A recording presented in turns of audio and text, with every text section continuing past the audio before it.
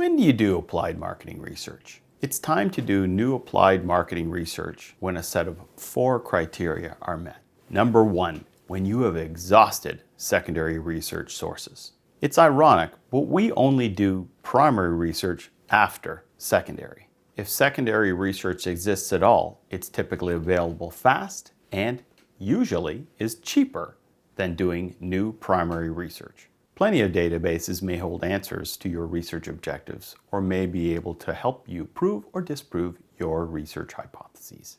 Please carefully and exhaustively search through those secondary sources before you begin the process of starting a new primary study.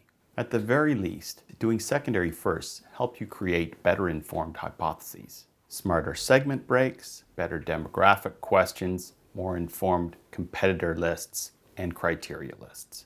Number 2, be open-minded to the results. I worked with a global consumer packaged goods firm whose 20-year lease in downtown Toronto was about to expire. 7 of the 8 executives who run the company lived well west of the town in Tony Old Oakville. The executive committee decided to survey the 400 or so employees working at the downtown Toronto location to find out and get their input on the criteria for a new office location. The overwhelming majority of those employees indicated that they'd be happy to relocate as long as the office location stayed on the subway line.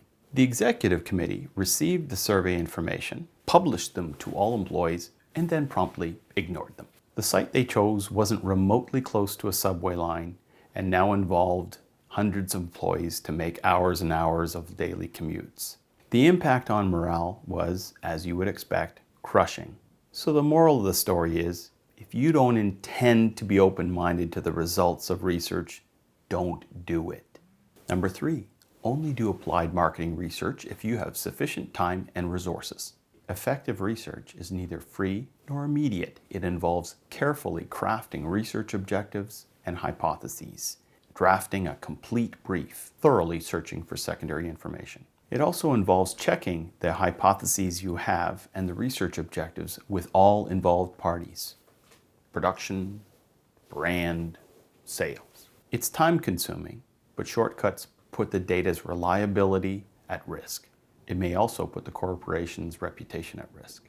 The resources we're talking about include time and money, but are not limited to those. For example, you may want to do an email survey, but lack the permission to use those addresses. Number 4, we do applied marketing research when we can be reasonably assured of audience reach and reliability. Some audiences are tough to reach. Top trial lawyers, neurosurgeons, off-the-grid bohemian types. For example, if I were Unilever or Kraft, I'd love to do a survey of category buyers' impressions of major coffee brands. However, those employees are not at liberty to participate in studies. Some audiences can be illegal to reach, such as minors unaccompanied by a guardian.